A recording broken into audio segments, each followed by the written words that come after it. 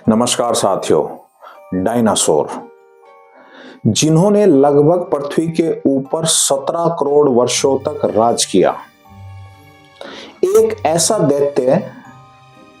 जिसका पृथ्वी के ऊपर एक समय एक छत्र राज हुआ करता था, अचानक से पृथ्वी से कैसे गायब हो गए, जिसके बारे में यह कहा जाता था कि यह एक ऐसा दैत्य है जो पृथ्वी को निगल सकता है लेकिन पृथ्वी से गायब नहीं हो सकता। लेकिन आज से लगभग 6.5 करोड़ वर्ष पहले अचानक से ऐसा क्या हुआ कि डायनासोर गायब हो गए। इसके बारे में जो है वैसे तो अभी कोई एक ऐसा तथ्य नहीं पता चला है, लेकिन वैज्ञानिकों ने जो अपने तर्क दिए हैं उनके तर्क के अनुसार वैज्ञानिकों ने इसके बारे में यह बात की है कि लगभग आज से 6.5 करोड़ वर्ष पहले एक एस्टेरॉयड, जिसको आप एक विशाल पत्थर भी कह सकते हैं, जब वो अंतरिक्ष से अचानक से चला और उसने इतनी रफ्तार पकड़ी कि लगभग हजारों किलोमीटर प्रति घंटे की रफ्तार से वो पृथ्वी के ओर बढ़ने लगा, तो उसके बारे में यह कहा जाता है कि वो 10 किलोमीटर तक चौड़ा एक पत्थर था। और वो पत्थर जो है पृथ्वी की ओर इतनी तेजी से बढ़ रहा था कि उस पत्थर को उस समय चांद के साथ टकराना था। लेकिन ये एक ऐसा दुर्भाग्य रहा डायनासोरों के लिए कि जब वो पत्थर चांद के निकट पहुंचा तो अचानक से उस पत्थर की दिशा में परिवर्तन हो गया, और जब उसकी दिशा में परिवर्तन हो गया तो वो चांद से लगभग कुछ किलोमीटर दूरी रखता हुआ चांद से निकल गया। उसके बाद यह कहा गया कि वो पत्थर जो है अमेरिका का, जो दक्षिण अमेरिका है, उसमें एक देश आता है मैक्सिको। उस मैक्सिको देश में एक युगाटन नाम का प्रायद्वीप है, पेनिनसुला जिसको हम बोलते हैं। तो वो जो पत्थर था, विशालकाय पत्थर, वो मैक्सिको के युगाटन पेनिनसुला यानी युगाटन प्रायद्वीप के ऊपर जाकर वो टकराया। और जब वो टकराया तो उसके बारे में यह कहा जाता है कि लगभग उस टकराने से लगभग 18 किलोमीटर गहरा एक खड्डा बन गया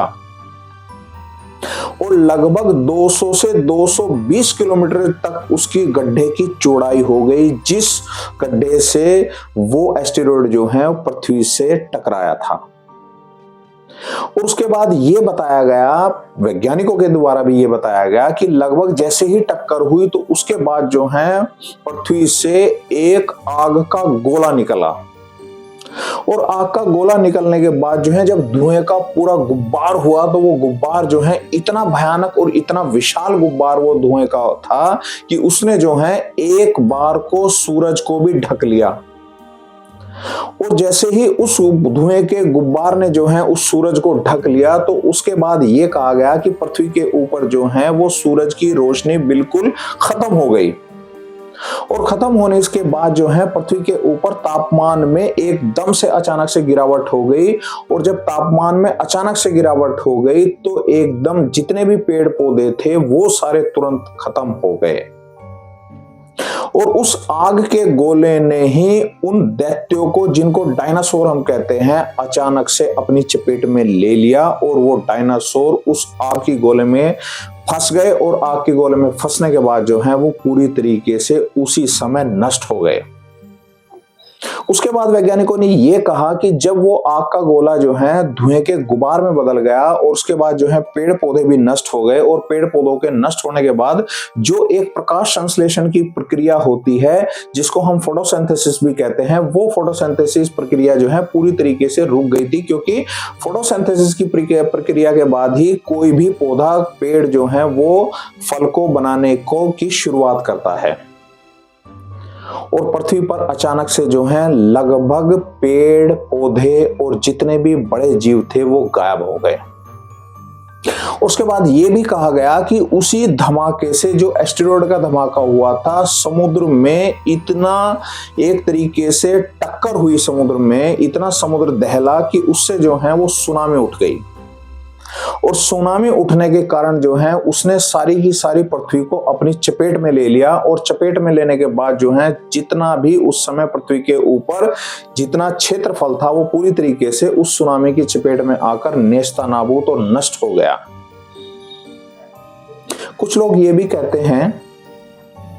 कि छोटे जीव बच गए, लेकिन वैज्ञानिकों ने इस बात का यह तर्क दिया कि जो छोटे स्तनधारी थे या जो छोटे कुछ सरीसृप थे जिनमें सांप भी आ जाते हैं, छोटे छोटे बिच्छू भी आ जाते हैं, या कुछ मछलियां भी थी, वो भी बच गई।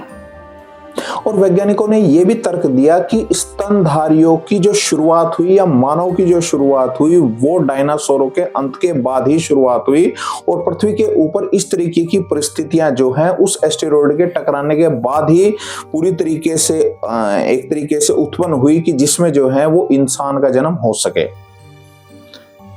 और जब वो अंत हुआ और जब वो एस्टेरॉयड टकराया तो उसके बाद जो है वो कुछ स्तनपायी छोटे जीव ही इस पृथ्वी के ऊपर बच पाए। मगरमच्छ बच गए, छोटे कुछ जीव बच गए, कुछ छोटे छोटे कीड़े मकोड़े बच गए, कुछ सरीसृप बच गए, कुछ सांप भी बच गए। और यह कहा जाता है कि उस समय के जो छोटे डायनासोर थे वो छोटे डायनासोर भी बच गए, और आज वो छोटे डायनासोर ही जो हैं वो पक्षियों का उन्होंने रूप ले लिया। तो आज जो आप पक्षियों को देखते हैं, ये वैज्ञानिकों के द्वारा ये तर्क दिया जाता है कि उस समय जो है जब छोटे जो जीव बचे थे वही आज के पक्षी हैं, यानी कि जो छोटे आकार के डायनासोर थे वही आज के पक्षी के रूप में आपको दिखाई दे रहे हैं। और सबसे पहले अंत जो है उस एस्टेरॉयड के टकराने के बाद जो सबसे पहले अंत हुआ था वो हुआ था शाकाहारी डायनासोरों का। चूंकि शाकाहारी डायनासोर के बारे में यह कहा जाता है कि शाकाहारी डायनासोर मांसाहारी डायनासोरों से आकार में बहुत बड़े हुआ करते थे, और इसीलिए सबसे पहले जो अंत हुआ वो शाकाहारी डायनासोरों का हुआ। और शाकाहारी डायनासोरों का अंत होने के बाद जब शाकाहारी डायनासोर इस पृथ्वी से खत्म हो गए तो मांसाहारी ऑटोमेटिकली इस पृथ्वी से अंत हो गए, क्योंकि वो मांसाहारी डायनासोर शाकाहारी डायनासोरों को खाकर ही अपना पेट भरा करते थे। तो जब शाकाहारी डायनासोर खत्म हुए तो उसके बाद तुरंत जो है ये मांसाहारी डायनासोर जो बच गए थे उस एस्टेरॉयड के टकराने के बाद जो बच गए थे वो भी धीरे धीरे खत्म होते चले गए। और मानव की उत्पत्ति जो है वो यही माना जाता है कि जब डायनासोर खत्म हुए उसके बाद ही स्तनपायियों का विकास जो है वो धीरे धीरे शुरू हुआ। और उस समय जो था बड़े हरे भरे जंगल हुआ करते थे, बहुत बड़े बड़े समुद्र हुआ करते थे, जो पारिस्थितिक तंत्र था वो भी बहुत एक तरीके से पूरा जो था वो बड़े जीवों का साथ दिया करता था। बड़े जीव जो है उस समय के वातावरण, पर्यावरण और पारिस्थितिक तंत्र में जो है बहुत अच्छे तरह से फल फूल रहे थे। और अगर ये घटना ना होती, ना ये अगर एस्टेरॉयड जो है वो पृथ्वी से टकराता, तो माना यह जाता है कि आज भी डायनासोर होते और इंसानों का कोई पृथ्वी के ऊपर वजूद नहीं होता। तो डायनासोर एक ऐसा दैत्य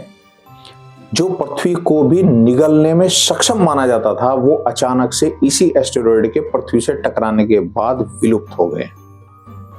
उम्मीद है आपको वीडियो पसंद आई होगी। वीडियो को ज्यादा से ज्यादा शेयर करें, चैनल को सब्सक्राइब करें। धन्यवाद।